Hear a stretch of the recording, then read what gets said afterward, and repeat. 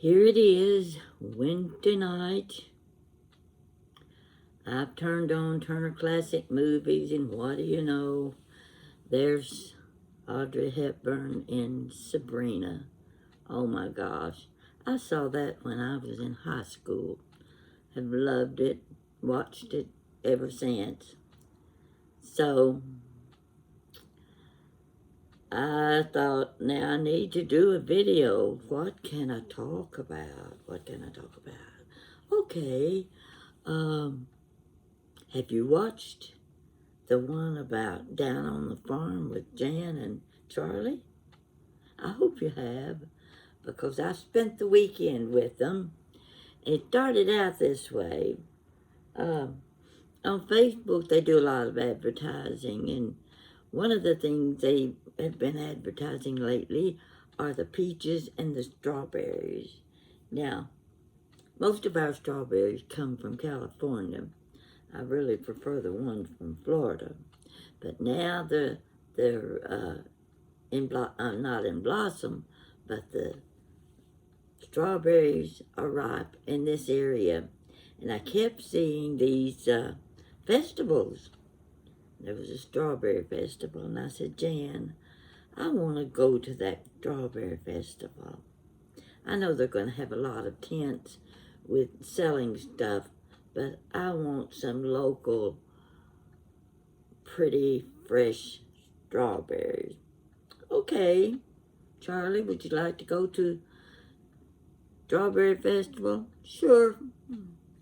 That's the kind of man I like. Not hard to please. Quick with his answers. So he was going to be doing the driving. We were going in his big pickup truck. I always get to ride in the front. So, you know, I've been having a few problems. I don't walk as well as I used to, and I have to have somebody hang on to my elbow to make sure I don't fall. And I've got one of Jan's old, it's not old, it's a good-looking walking cane, but it comes in pretty handy. So, anyway, you've already seen the video where I talk about the Strawberry Festival. We bought a gallon of the strawberries and brought them back home. And after we got back home, Charlie decided to take me out in his little buggy. I guess you'd call it a buggy. One of those little, look like a little Jeep with no windows. And it bounces a lot. And he's going to take me on a tour of his farm. There's a lot of hills and a lot of valleys and a lot of flat land, a lot of trees. He says he's got black walnut trees all over the place. Now, for some of you that may not know, in the South you grew up with black walnuts. When you go to the grocery or you hear somebody giving you a recipe for fudge and brownies that has walnuts in it, they're talking about English walnuts. They never specify whether it's black walnuts or English walnuts. And let me tell you, there's a difference. There's a big difference. And I love black walnut. They can make fudge and brownies and cakes taste so different when you use them. And they have a double hull on them. They're hard to crack. But I just wanted to inform you about the black walnut, because he says he got walnut trees all over his farm. And I said, well, Charlie, I think you could have what they call a Black Walnut Festival. Let all the people come and let them pick their own walnuts. All they have to do is pick them up off the ground and let them crack their own walnuts. Now, that's not a fun thing to do. It's hard to crack black walnuts and turns your fingers green. brown and green. They look a mess. Your fingernails are a mess. You better wear gloves when you're cracking black walnut. Now, this story is not about black walnuts, but I just thought I'd throw that in for those of you that are not familiar with the walnut trees. He got peaches, he got apples, he got mulberries, he got blackberries. Well, he named a few more things. Some of them I don't even know what they are. But, you know, he's providing quite an orchard there. And I'm anxious to see what his peaches taste like, because I'm particular about my peaches, because when I do my fruit salad in the summer, it has to be a specific peach, and I'm hoping that's the kind he's got. I think I showed some pictures. I don't remember if I showed pictures of these peach trees right in his front yard. So, we went to the festival. We bought a gallon of strawberries, and I'll have to admit, of course, we've had a lot of rain, and everybody's had a lot of rain, and you've got the tractor trails up. You have to go uphill, and there we started uphill. Now, I'm telling you, there must have been 1,000 cars parked in those fields. We started up that trail, and I didn't get very far, and I said, folks, I don't think I can do this.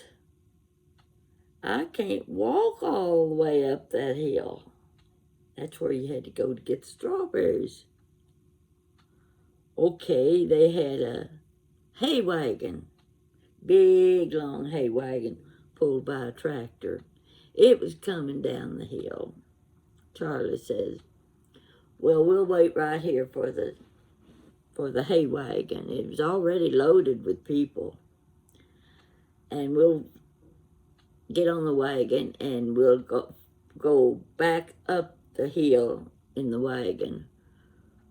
I'm telling you, that was a lifesaver, or I'd have been left standing in the middle of a huge field with no place to sit and nothing to lean against. Okay, we took the wagon back up the hill. We got our strawberries. They had a building there with homegrown vegetables and things, and they had some green onions.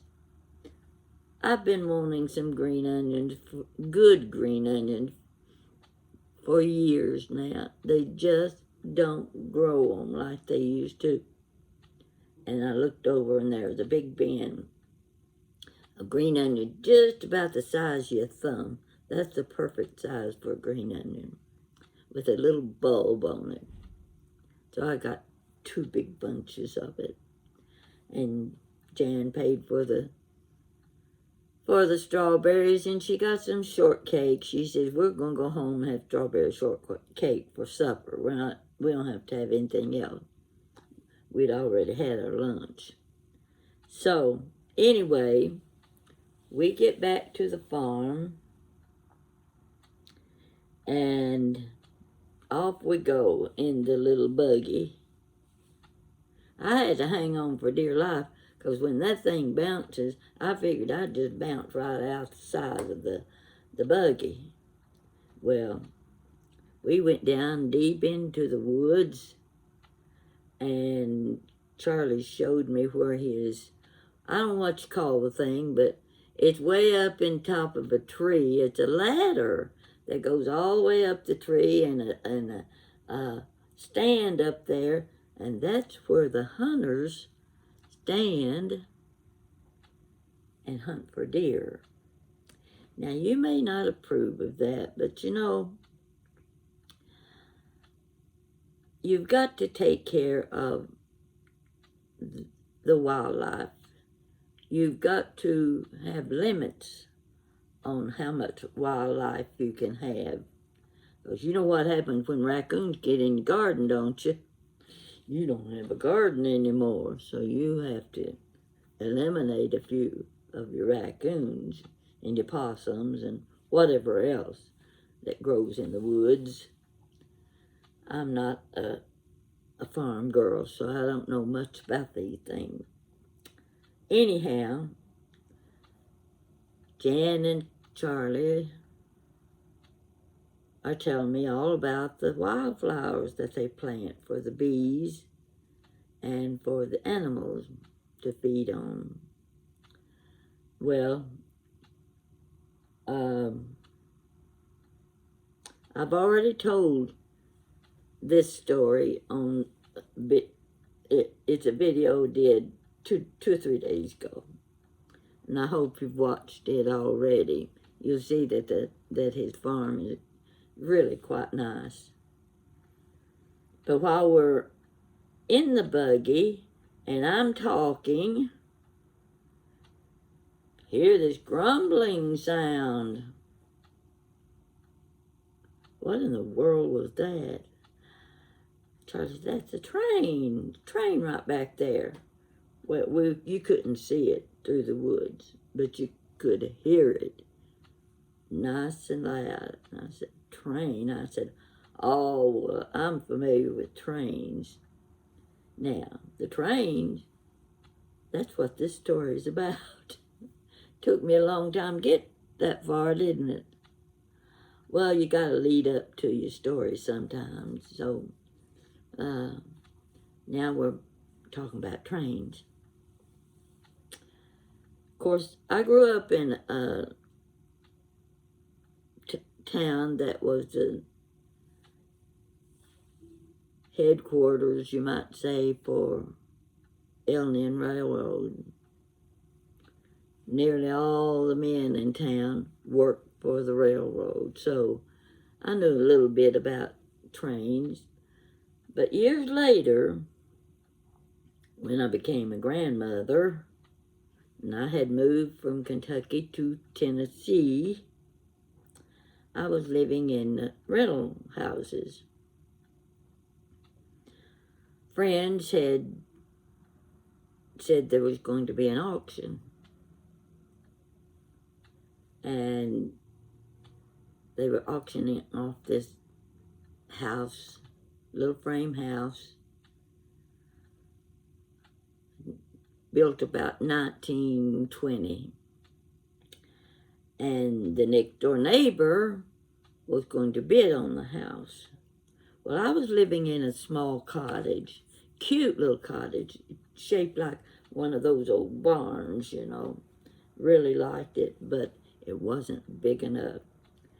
When you collect, you need more space. So I said, well, if he buys that house and fixes it up, it needed fixing up because the floors kind of went this way, you know, put marble up here and it just slide down the other side. Well, he was going to take care of updating the house, and I said, I'll rent the house. Well, the thing about it was, the house faced the railroad tracks. There's a little 2-lane road right in front of the house, and then just below that road were the railroad tracks.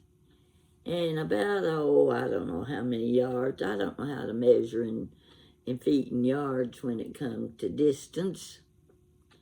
But you could sit on the front porch and see the intersection where the train came through. And you know that when the train passed through an intersection, before they get there, they have to blow their whistles. It's a warning signal for people crossing the tracks, either in their cars or even walking across the track, to give them warning that the train's coming. Well, I wasn't sure about this. I didn't know how I was going to handle it. I wasn't used to trains, living close to them. Lived in the same town where there were trains, but I didn't live close to them. The first night, I slept in my bed. Oh, this was 3 or 4 months later after the man had bought the house. And he got it picked up pretty good. New carpet and all that stuff. So, I had 2 bedrooms. Front bedroom faced the railroad tracks. And you could look out the window and see that intersection. About 2:30 in the morning, something woke me up. What in the world is happening? The train was coming. I could hear the whistle. It was getting louder and louder, and I'm telling you, it can be mighty close when you're seeing it in your mind. I thought the train is going to come right through my house. That whistle was blowing, and I could see the headlights. Those lights are strong. Those headlights were aimed right at my bedroom window. That can scare you. Well, of course the train wasn't going to come through my house, but when you raise up in bed and you see the headlights of the train coming through the window, you aren't real sure about that. Uh-oh. That was going to take some getting used to, because about 2:30 in the morning, every morning, there was going to be a train coming through. Same whistle, same headlights, and Pat raising up out of bed to see and make sure that train doesn't come through her house. I know you think that's the silliest thing you ever heard of, but it ain't so silly when it wakes you up in the middle of the night. Take my word for it. So I don't know how long I've been living there, and one weekend, Jan, her husband, and kids, they were coming for the weekend, and they were bringing a couple with them. So we had to see who's going to sleep where, so I gave the couple my front bedroom bed. The bed sat catty corner, in the corner. So there was a window over here and a window over here, and the bed sat up in between them. And I told them, I said, now, about 2:30 in the morning, I want to warn you, there'll be a train coming through. Be coming right down that railroad track outside. And it's going to blow its whistle. And it's going to have that headlight shining bright. And you're going to see those headlights shining through the window. And you think you're going to pass out because the train coming through the house. Well, this is just to warn you, the train won't come through the house. But it sure will make you think it's coming through. So that's fair warning for you to when you're sleeping tonight. I don't want you to panic, and I don't want you to pass out and start running out the back door. So I got used to the train coming. I think that at first they still had the caboose. A kid just can't go through life without seeing a train with a little red caboose. They changed the color of the cabooses, I think, at one time. Some of them were yellow. But I still like the little red caboose, because there's a song about the little red caboose. And every kid knew that song. So, now where am I? The train. My grandchildren would come. They'd stand on my front porch. My front porch had banister railings and had gingerbread around the roof line. Kind of cute little house, even if it was real old. And I loved the front door had double arched windows, came halfway down. Loved the windows in my front door. Anything old like that, you know, you get attached to. So the girls, they were like 4 and 6 years old, grandchildren. And they would stand at the banister railing, which was 13 steps up from the ground. And they could hear the train coming. They could hear the whistle blowing.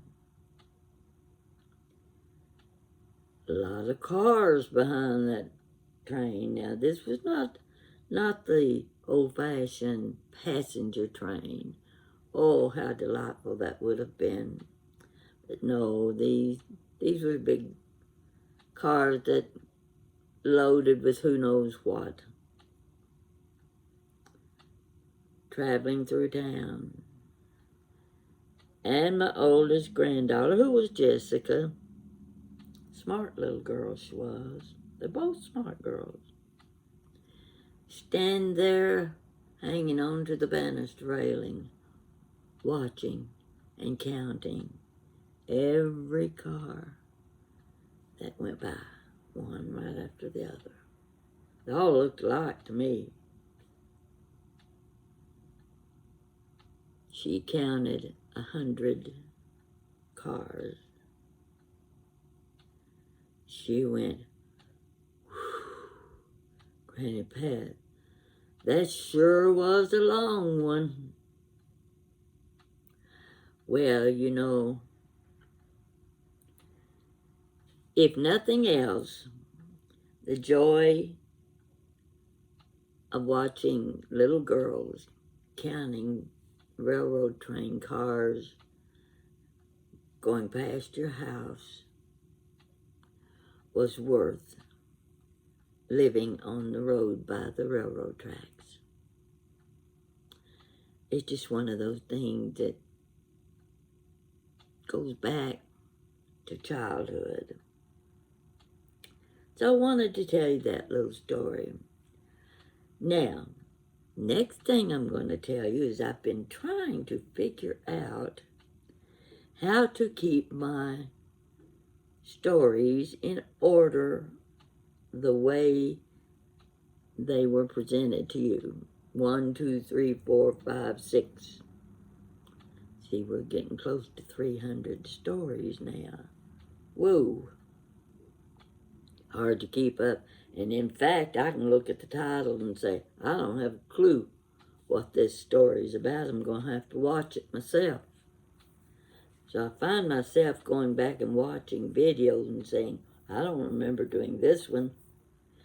Yeah, that's what happens when you get to be 86, 87, and 88 years old with a YouTube channel.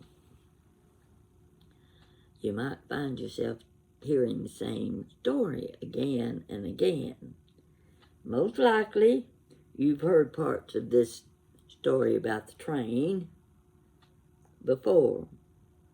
But if your memory is as good as mine is, you need to be reminded again because you forgot about that story. I'm telling the stories and I have to go back and watch them myself and think, I don't remember telling them this story.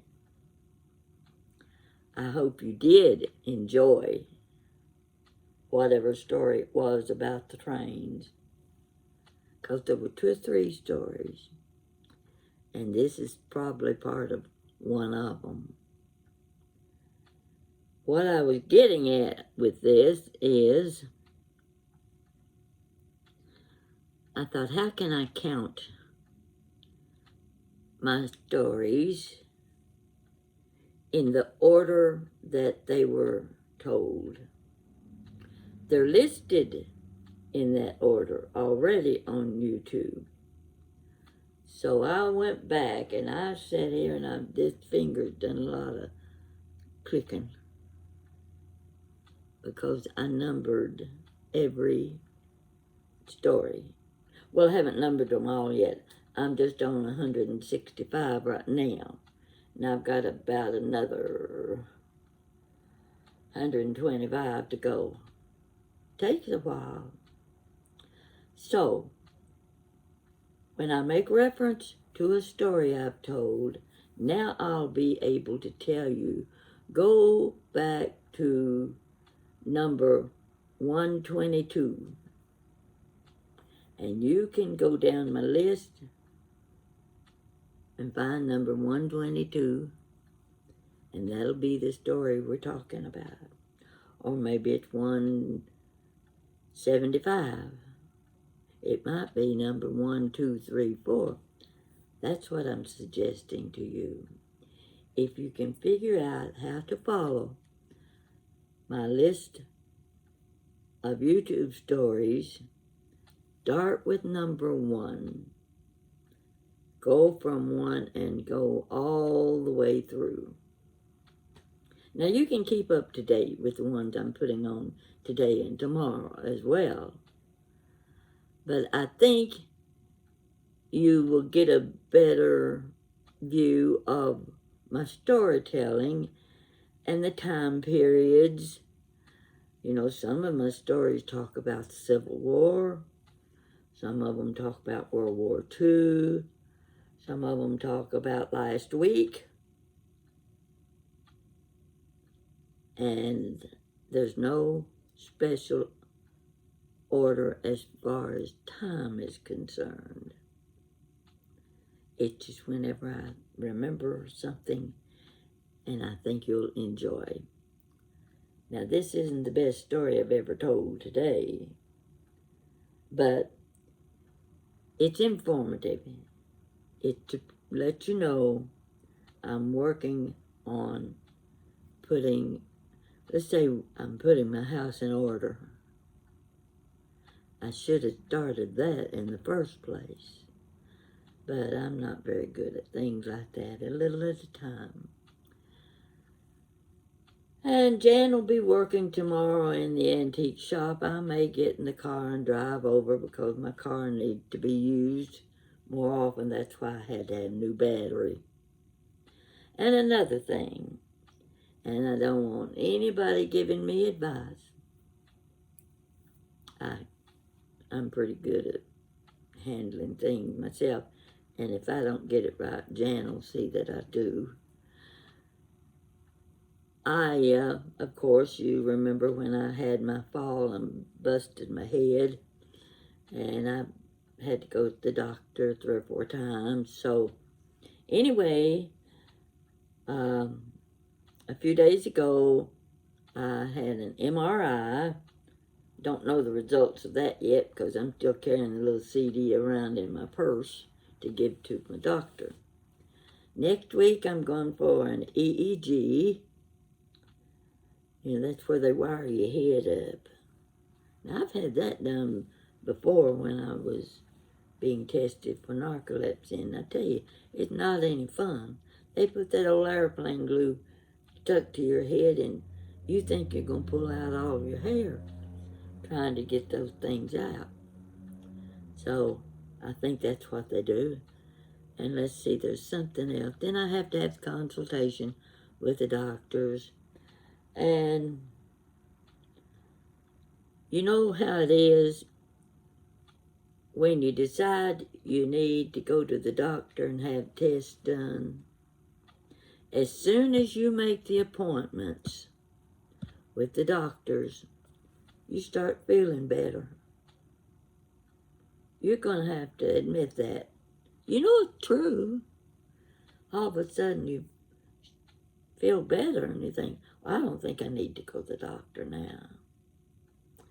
But I'm going anyway. I want to make sure that that big knot that was on top of my head is not creating anything inside my head. And my doctor wants me to have it done. Because for You know, you just need that self-assurance that your brain's still working right. Now, I can't exactly say that, but it keeps me going. It keeps me here on YouTube. And hopefully, it keeps me with subscribers and viewers. And I do the best I know how to keep you happy. If you're happy, I'm happy. I think that pretty well covers it, don't you? So let me know what you think. And keep in mind, I'm going to number all of my stories. That's a lot of information. Stick with me, folks. I certainly enjoy hearing from you. And thanks a bunch.